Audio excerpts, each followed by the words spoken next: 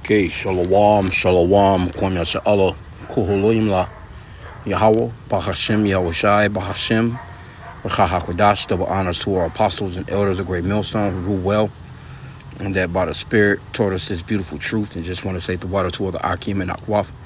That's out here sincerely keeping the laws, the statutes, and commandments of Yahweh, Bahashem, Yahushai to the best of their ability. This is Yahanan the Waf, just coming at you with another quick lesson, praying that it's edifying by the Spirit, and Scripture says using the world and not abusing it. So we've been using this chat GPT, and you still have to filter through certain things. You know, you can't take everything that's being said for face value, but overall it gives you some pretty decent truth, you know. But so I asked chat GPT, why did white men, or basically we would say so-called white men, because they're actually pinkish to reddish in color, they're actually Edomites. You know, they come from the seed line of Esau, which is very important to know when it comes to lineage. Your seed line goes through your father. So whatever your father is, that's exactly who you are. So I asked ChatGPT a question about slavery, right? It says, I asked, why did white men who impregnate black slaves not accept the children as their own? It says, this is a deeply painful and historically important question, and it's rooted in the intersection of racism, slavery, patriarchy, and power. White men in slave-holding societies, especially in the Americas, often did father children with enslaved black women, but typically did not recognize those children as their own. And here's why. So this just shows you how wicked this man is, and that the earth is given into the hand of the wicked, according to that Job 9:24, because they had the power to do this, and they, still overall, they're the ones that's, giving identities. They're the ones that's saying, this person is this person is that. When it comes to ethnicity, we have no power other than to just say that we're Hebrew Israelites. They're not gonna actually change our name like how they did, over the past couple of 6 times or so. Because I think they was calling us niggas, Negroes, blacks, I think colored, Afro-American, African-American, a bunch of, So you think that right now they will actually say, hey, they identify as Hebrew Israelites. Let's change that on the applications at the job. Let's change that on, their birth certificates and this, that, and the third. No, they're not going to do that, because they actually know who we are. And the last thing they want us to know, or for us to be calling ourselves, is Israelites. So it's all systematic from Esau Edom, the so-called white man that actually has the power within his hands to actually say, you're this, you're black, you're African American. That's what you are. You're nothing else but what we tell you you are, right? Okay, so this is it says law and power protected white men. This is number 1 on the list, right? Partus sequitur ventrem, which means the child follows the womb, which I think that's Latin. A legal doctrine adopted in colonial America that meant a child's status followed that of the mother. And also, you get that from Amalek as well. Amalek, they basically say that they're Jewish if their mom is Jewish, not by their father. Which, let me just grab the scripture on this real quick, because this is very important to know when you first come into this truth. This is Numbers chapter 1. Let me just jump to the point. Numbers chapter 1, verse 18. And they assembled all the congregation together on the first day of the second month, and they declared their pedigrees after their families by the house of their fathers. See that? According to the number of the names, from 20 years old and upward, by their polls.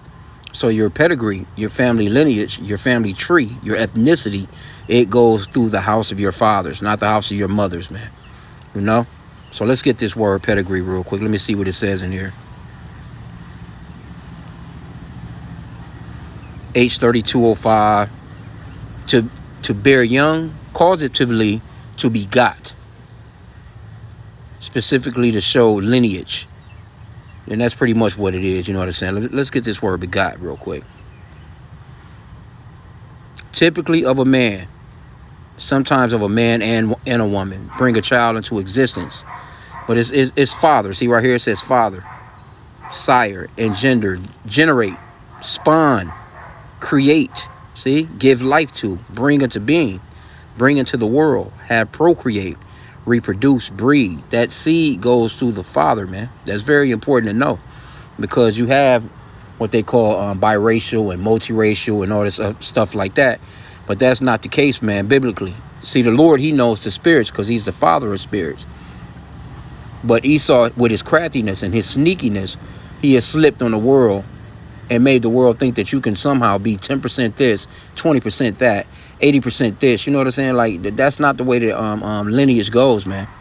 But anyway, let's go back to what and I'm you know, this right here, I wanted to call this like you know, because they be talking about Jake like we're not shit when it comes to you know, just basically an unfit father, so to speak, or what they call it. Damn, I'm trying to think. I'm gonna come up with a good title for this shit though. But he's basically the number one.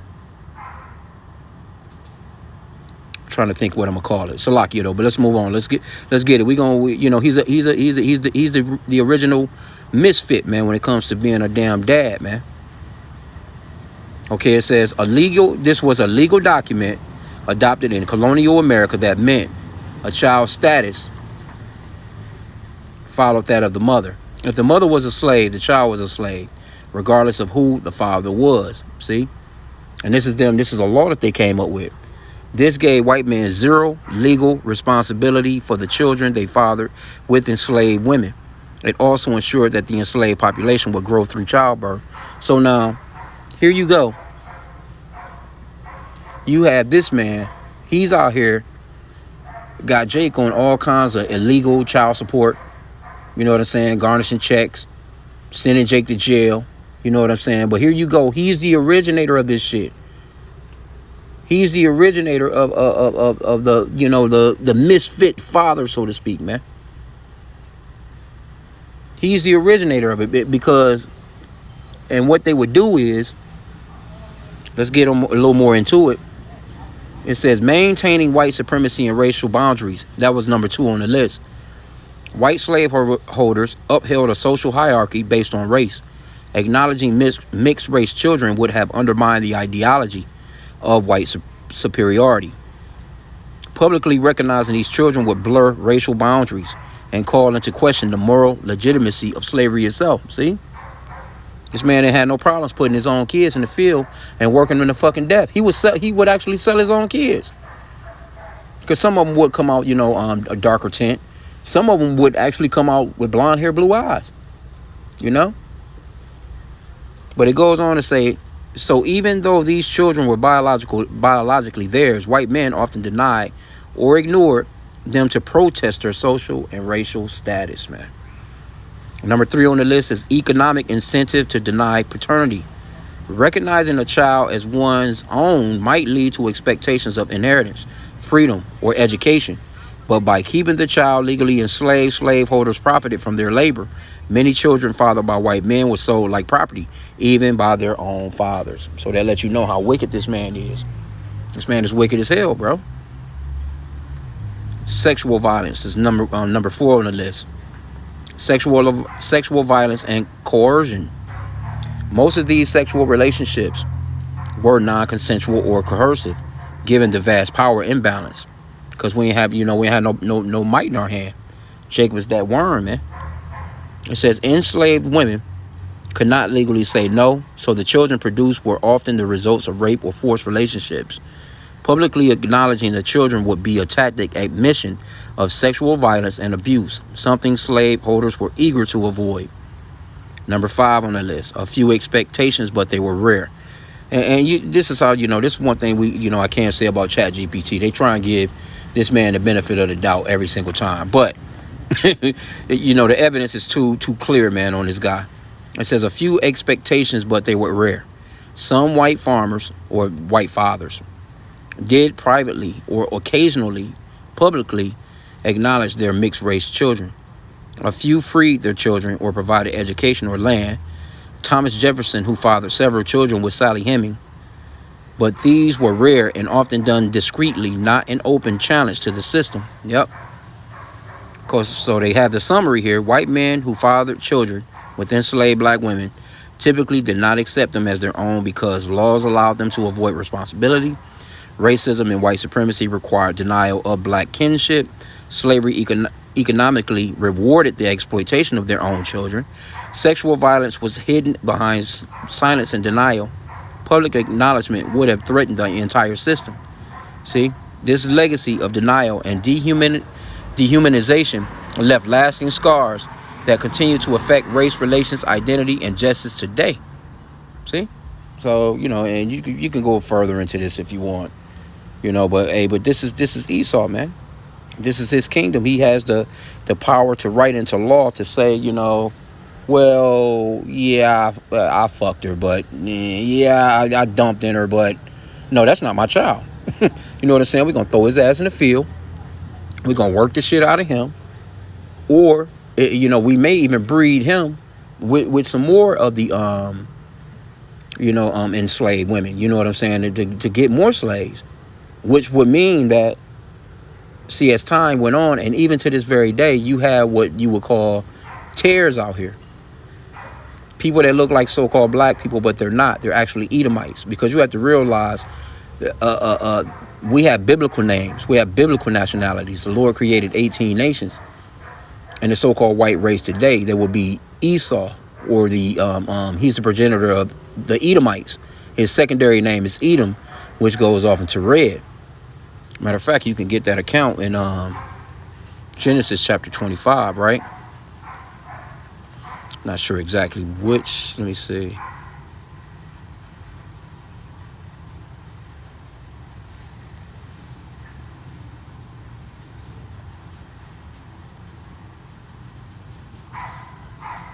Oh, yeah, here it is right here.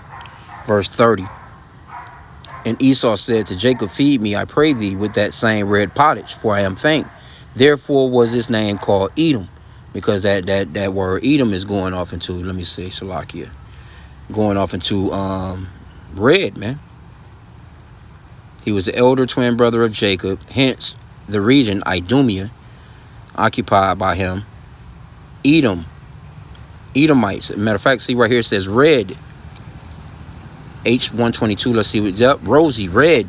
And see, they try and use the word ruddy, and this Adam.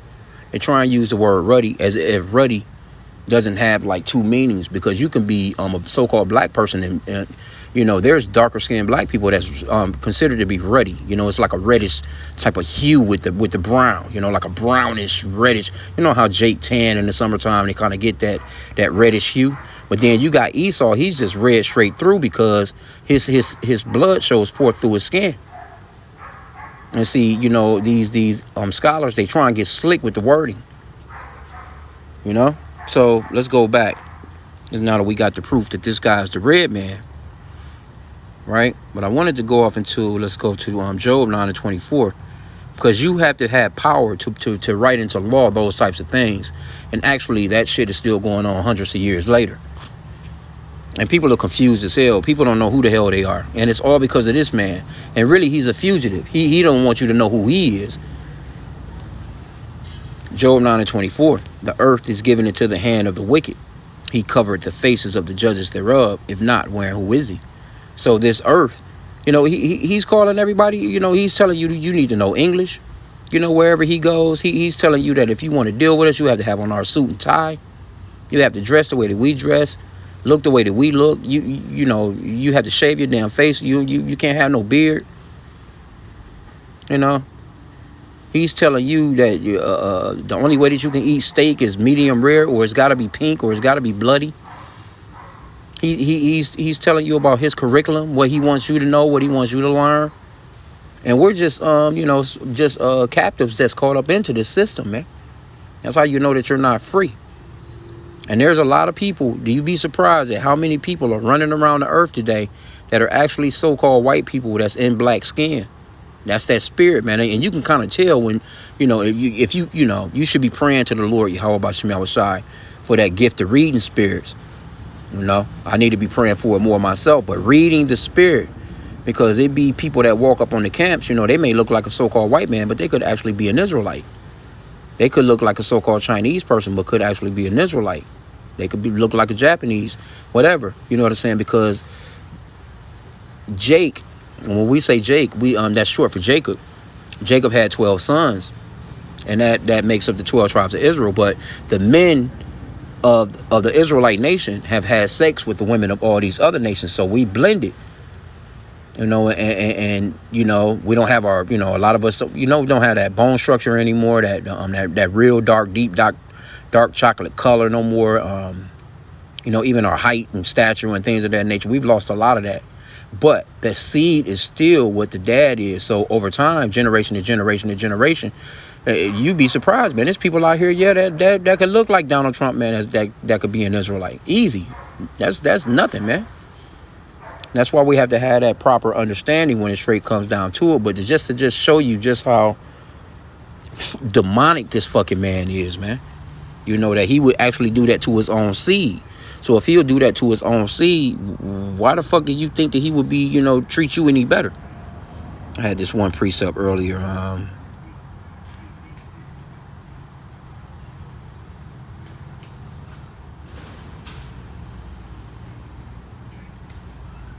kind of lost that precept. I wonder where it went. Let's see, Salakia.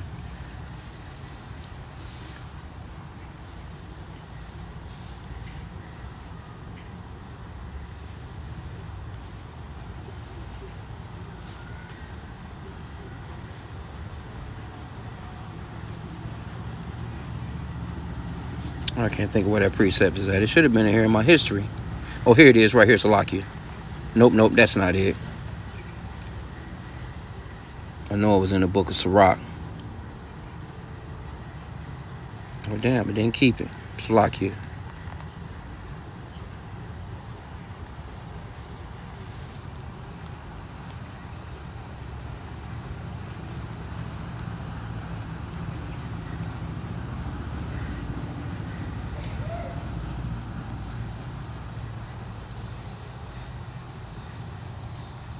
Trying to think I was worded. So bear with me here. Grab him up in a sec.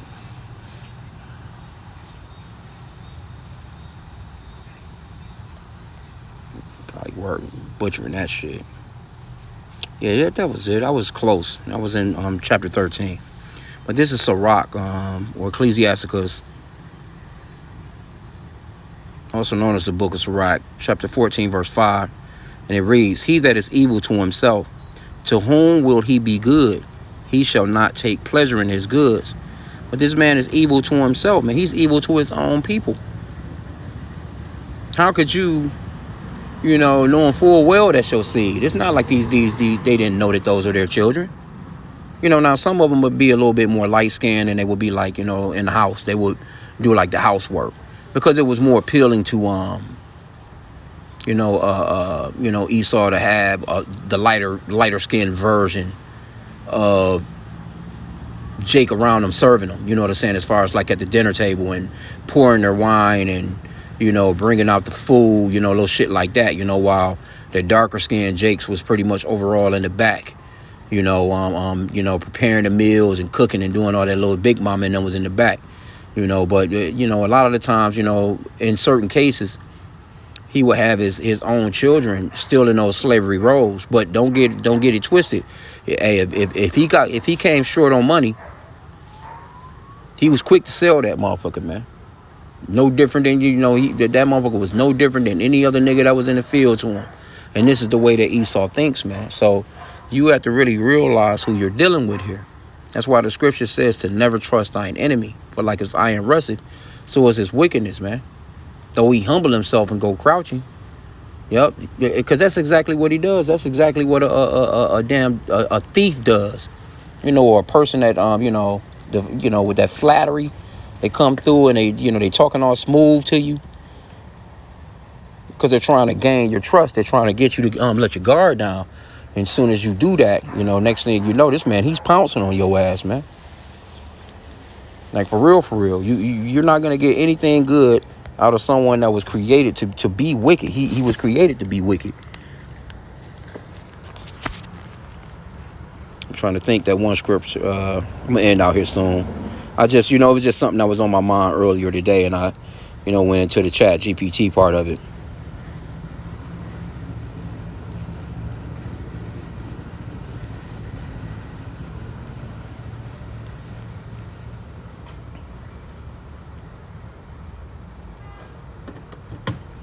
There's Ecclesiastes 1 and 15. That which is crooked cannot be made straight, and that which is wanting cannot be numbered. So this man, hey, he was made crooked. You can't straighten his ass out, man.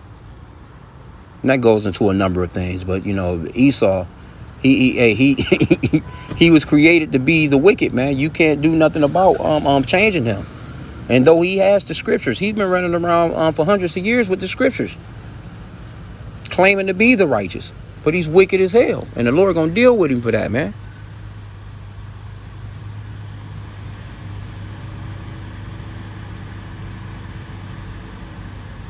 Yep. So, hey, we're living in these last days. A lot of shit is starting to come out. Esau is starting to, that shameful spewing is on his ass. Everybody is uncovering his secrets. And he's about to go damn ham. He's about to lose it because Esau, he can't take pressure, man. He's the fugitive. When somebody that's been on the run, they've changed up their identities a few times. They changed up their name. They might go and dye their hair color. Might have a beard one time, a mustache this time, a goatee, or just a clean shape. This motherfucker been running throughout the earth. You know what I'm saying? Just on some identity switch ups. And now everybody is like, oh, no, you can't pull that shit no more. We know who you are. It's time to bring this guy on in. You know what I'm saying? Now, here you go. He's the cunning hunter. He'll run down everybody but himself. He comes up with laws to protect himself. You know what I'm saying? This man has really gotten down in the earth, man. He has had a good run. He has had a seriously good run, man. So I'm going to end out there, man. I pray that the lesson was edifying with that. Kwame Yashala and the Bible Ball.